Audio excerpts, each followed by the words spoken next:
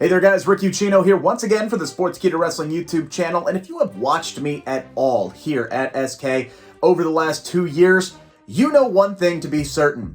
I'm a very overly emotional person, so like, when I get really heated about something, my initial reaction is to go in guns blazing and shoot my mouth off. Respectfully, but still shoot my mouth off because I feel that passionately about it.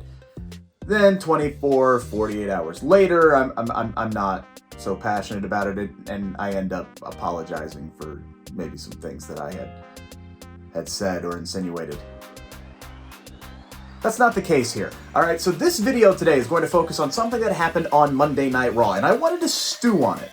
It was something that if you blinked, you missed it, and you wouldn't even know where my outrage is coming from today. But I wanted to see if I still felt as strongly about it a few days later as I did then, and oh yes, I certainly do. While there were a lot of good things that I could be talking about on Monday Night Raw, the new focus on the tag team division, the kick-ass night that the New Day had, the banger that Drew McIntyre and Sheamus put on, the fresh matchups for the Raw Women's and WWE Championships, nope. Instead, today we are talking about the curious case of Jeff Hardy.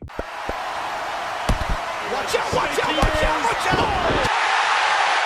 Again, guys, if you blinked, if you looked away from the screen, if you stopped paying attention, if you went to the bathroom, if you went and you got a snack, which frankly I wouldn't blame you because it was during the 24/7 title scene after Reggie made quick work of Akira Tozawa, which is another video that I can make, we saw Jeff Hardy for a half second as he and a bunch of the other guys who have nothing going on right now, sitting in catering every week, came out to try and capture Reggie's 24/7 title. What? Yeah, let me say that again. Jeff Hardy, first ballot Hall of Famer, former WWE Champion, wrestling icon to many within my age bracket, is now being relegated to 24/7 title duty. And not even like the spot that Cedric Alexander got. I'm talking about a guy who just showed up with like 6 other dudes and got taken out by a splash, and then that was it. That was his contribution for the night. What the hell are we doing? This is Jeff frickin' Hardy, man. I could spend hours running down all of his accolades, everything that he has done for WWE and for professional wrestling. Does he have his demons? Absolutely, but he is still one of the all-time greats in this business. You have him on Monday Night Raw. He is still in a condition where he can go, where he can be a solid contributor, be in a great storyline, be a moneymaker for WWE off of his namesake alone, and you have him chasing the 24/7 title. Again, I ask, What the fuck? and this hurts, man, and I've talked about this ad nauseum. I grew up watching wrestling 1997, 1998, when the Brood came up, when Edge and Christian came up, when the Hardys came up, where they had their great ladder matches with the Dudley Boys, TLC 1, TLC 2. Watching these guys grow into great singles competitors and ultimately win world titles. I grew up as their careers blossomed, so Jeff Hardy is always going to be one of my guys. And I'm not alone. There is a whole entire generation of wrestling fans who feel the same way that I do about Jeff Hardy. So it pains us to watch Jeff being wasted in the twilight of his career where he could still be doing something of significance while you have guys like Edge, well-deserving, in incredible shape, still can contribute, is out there main eventing WrestleMania. You got guys like Christian, still in great shape, can still contribute, can still go, main eventing All Out. But then Jeff Hardy, and to a certain extent Matt Hardy over in AEW, I think he's being incredibly underutilized right now. Jeff Hardy can't get on TV? He can't get on TV? And when he does get on TV, he's chasing the 24/7 title? I could do an entire video on the 24/7 championship and how completely meaningless this is, even with Reggie doing his flippy dippy. It gets old after a while. Hell, even when Drake Maverick came out on Monday, I'm sitting here like, okay, I get what they're doing. It's nostalgia. He kind of helped put that thing on the map, but at the same time, man, Drake is so much better, and he's proved that in NXT since moving on from the 24/7 title picture. Now you're bringing him right back and putting him back in the 24/7 title picture. This whole scene sucks. It just does. It's pointless. It doesn't mean anything.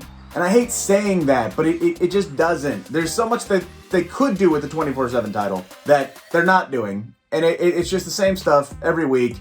It's R-Truth, it's Akira Tozawa, and now it's a bunch of guys, including Jeff Hardy, just chasing around Reggie, who's doing his flippy stuff. So, I mean, I guess I'm not trying to take anything away from Reggie. Reggie's good. He's very athletic. I'm sure he's got a bright future, but this 24/7 title stuff, it ain't for me, man. And by the way, man, for that section of the IWC, the internet wrestling community, who is bitching at me because I'm complaining that Jeff Hardy is chasing around the 24/7 title instead of having a storyline of his own, because I'm also the same guy who is complaining that Jeff Hardy beat Karrion Kross a few weeks back. Yeah, come in close. Come in close.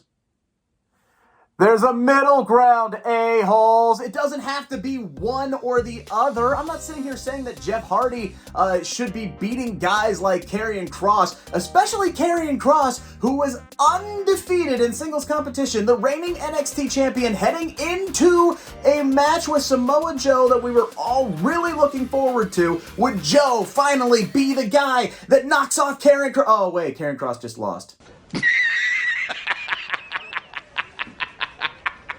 In 2 minutes, to a guy who hadn't won a match in 2 months. We weren't complaining about Jeff Hardy winning a match. We were complaining about the booking, because Jeff Hardy hadn't won a match in several months when he should have been.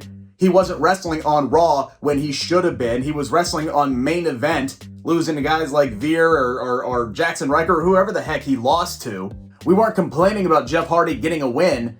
We were complaining about Jeff Hardy getting a win in the fashion that he did over who he did. That whole booking sucked, and it did nothing for Karrion Kross.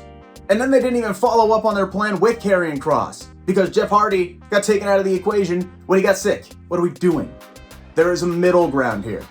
You don't have to feed hot, young, up-and-coming guys like Karrion Kross to Jeff Hardy on a match on Monday Night Raw with absolutely no build-up where it makes no sense. You don't also have to go and put Jeff Hardy in the 24/7 title picture. There is a middle ground. There is a middle ground.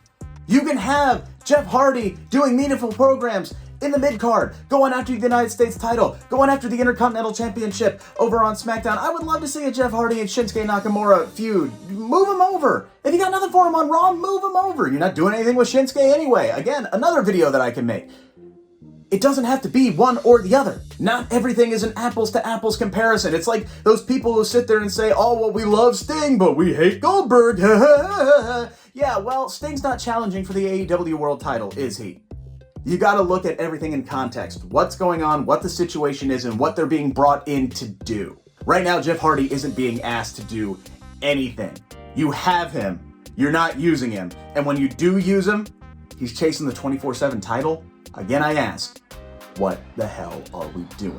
That's our video this time around. Make sure to give us the old thumbs up there. Make sure, again, to subscribe to the Sportskeeda Wrestling YouTube channel. On our way to 30,000 subscribers. Please contribute. Thank you so very, very much, and we'll talk again soon.